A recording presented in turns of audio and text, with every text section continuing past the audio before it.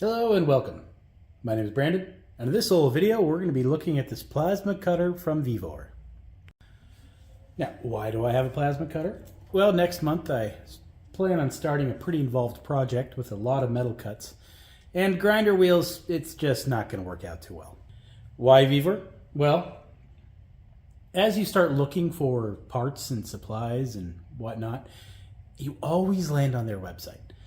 Their website has pretty much everything you need for kind of a DIY project. Like I said, you're always going to find something you need that they offer. So their motto is tough equipment and tools, pay less. Now, pay less, they're not kidding. They have very, very competitive prices when it comes to stuff. So let's get this bad boy open. We will get it set up and we will do some test cuts and see how well we like it. They have two versions of this, a touch and a non-touch. The non-touch I kind of wanted because I eventually want to make a CNC machine for cutting this kind of stuff. And the non-touch little arc, you have to hold up just above the metal, perfect for a CNC. The problem is I'm not quite there yet. I'm probably going to be using like wooden templates to do my cuts, in which case my touch pilot arc would be a better fit for me. So that's what I have here. And it's a 50 amp machine. If you notice, 110 or 220 volts, so it'll do both. 50 amps. Now I do have a 50 amp 220 volt dedicated circuit on my wall for my welder, so that'll work perfectly for me.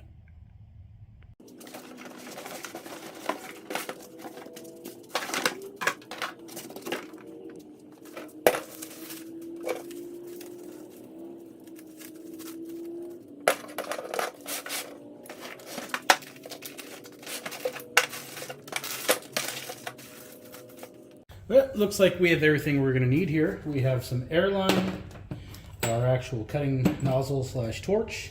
We have a regulator, our ground clamp, hose clamps, and miscellaneous hardware. We have air fittings, and looks like replacement torch cutting nozzles. And we have some Teflon tape, and we have the instruction manual. So I will probably give the instruction manual a read, familiarize myself with how to set this up, and start putting it together. While I was shopping for these things on the interweb, I kept seeing that external regulator mounted on the back. I was like, well, I don't know if I need that. I'll just use the one built onto my compressor and call it a day. I now realize the error of my ways, because this isn't only a regulator, that is a dryer as well, to make sure you have clean, dry air going into the machine. Entirely needed. So I will be doing that. What I'm rigging up here is a line to go from my air compressor to a barb fitting to hook up to their braided hose they give me.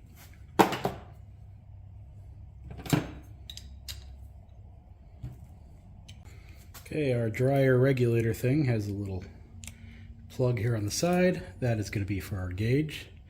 Then we have a clearly labeled out and in. Get those plugs out of there and get these installed. All right, I'm going to get the bracket for our regulator dryer installed.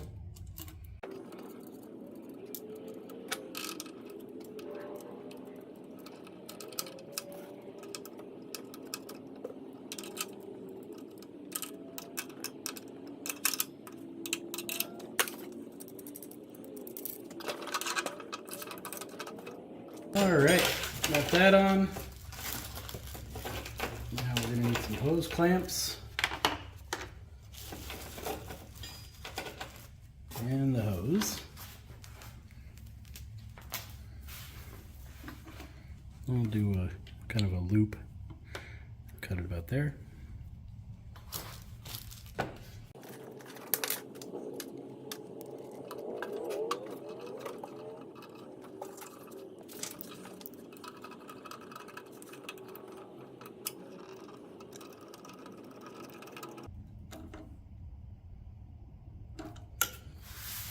Now, need to make my airline. I'm not going to go too long with it. I don't really think I needed that long, so I'm just going to go, I don't know, 1.5 feet or so. Okay, I have my air compressor adapter on one end. The other end will obviously go to our regulator dryer, like so, and tighten her down. All right, got my air line and my plasma line, and no leaks, so we are styling, I'd say. Let's get this thing to doing something.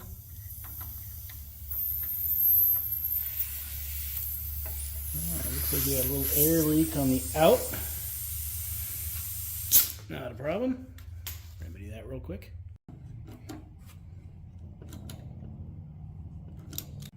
Let's connect the air.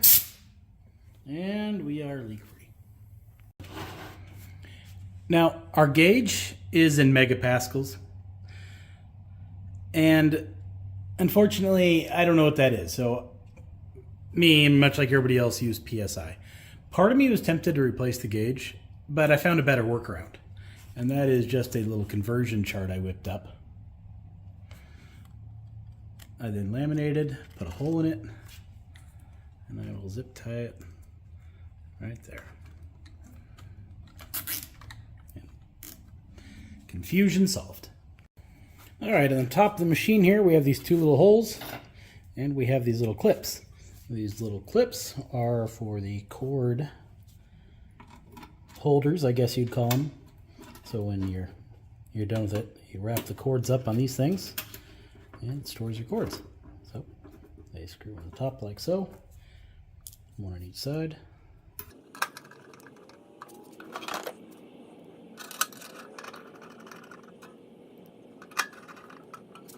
All right, let's get our ground clamp connected. Then we have a little flat spot. Go in there and twist. Oh, that was easy. Now for our cutting torch. A little 2-proner, probably for our on trigger.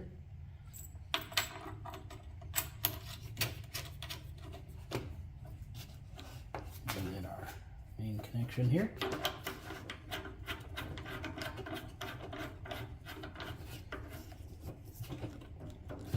And we should be ready to cut. All right, now, when I was shopping for machines originally, one thing I didn't like about a lot of them is they didn't come with this plug on it. This plug is your typical welding plug. I have a massive extension cord for my welder. A lot of them had the twist lock on there, and I didn't like it because I didn't want to have to go and hunt down a probably expensive adapter, nor keep and probably lose that adapter. So one of the benefits of this machine for me was the ability to just plug it in. All right, we are plugged in. Whew. I don't quite know where I should have the amp setting at. So let's go to 30 and try to cut something. This thing sure does sound pretty powerful, huh? All right, I have a random piece of aluminum here.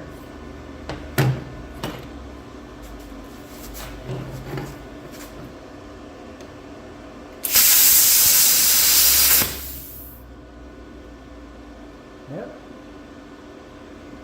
Almost made it through.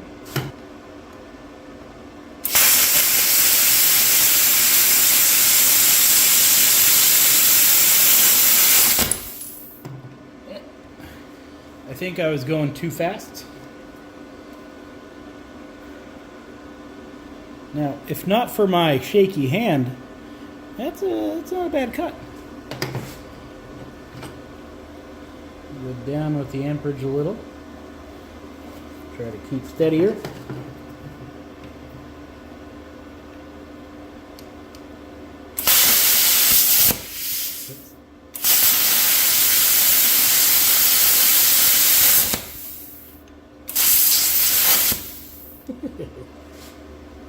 pretty neat.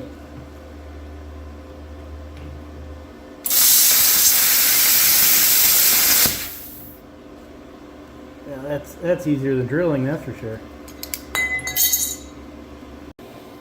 Let's see if I can.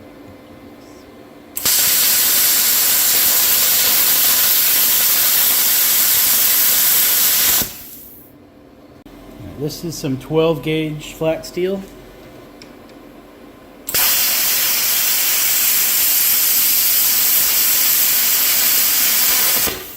Ooh. I don't know if you noticed, but I just went as fast as I could there. So this is a piece of square. It's not going to cut through it without rotating it.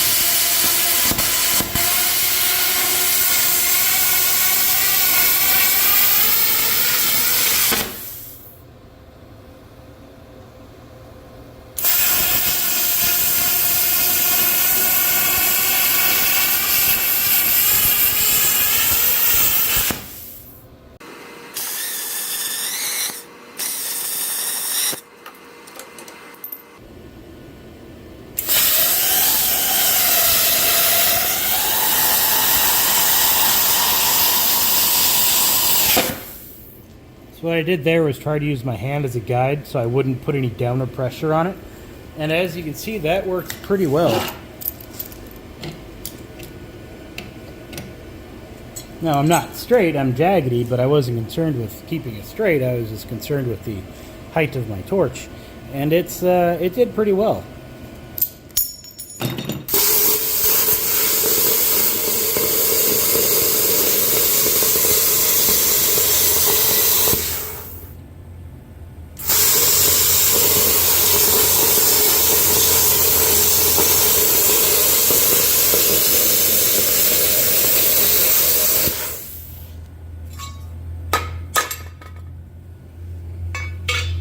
Well,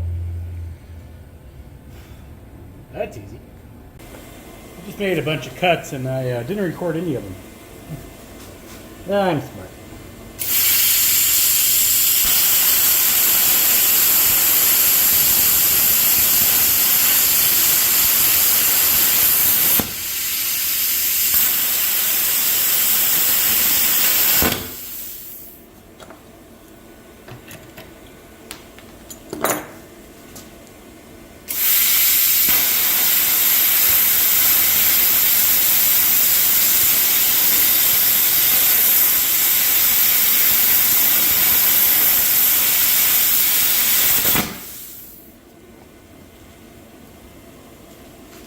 Yeah, kind of neat.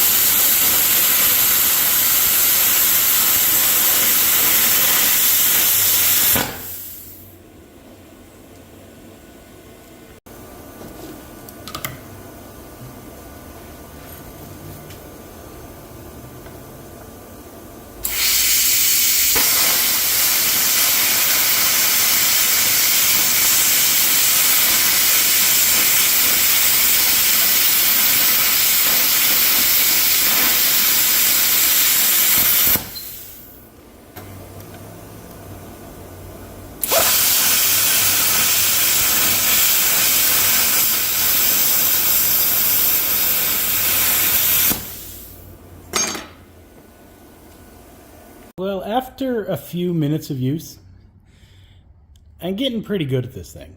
Now, I'm no expert, don't get me wrong, but I'm getting the gist of it. The learning curve isn't quite as hard as I thought it was going to be. Really, what I got to work on is my my speed. So I can't just, and I don't want to go too slow. So you got to find that right cutting speed to really get it dialed in. The second thing is the angle I'm holding my torch on. I don't know if you'd call it a torch or a cutting tip, my handle. Anyway, the angle I'm holding this on. You want to keep it as straight as possible, but a lot of my cuts, I'm off to the side or, wherever. So keeping it upright and the speed correct is pretty important. Also, since I got the touch pilot arc, so to start the arc, the cutting arc, you have to touch the torch tip to the metal, starts the arc, and then you start cutting. What I assumed that meant was I need to put some pressure on there to cut it along, which is not the case. Really, you don't even really want to touch it. You want to be just a speck away from the metal. Do that with the right speed, it cuts it just absolutely fine. Now, you could cut it like this, but you're going to have, more slag, but it'll still cut that bevel if you want it to, which more often than not you're not going to want, and that's where keeping the thing upright really comes into play. All in all, it seems like a good machine. I'm happy to have it.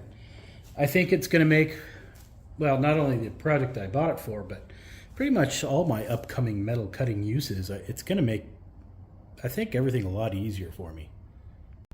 Well, that's it for now.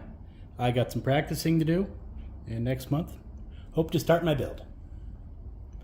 I'll see y'all later.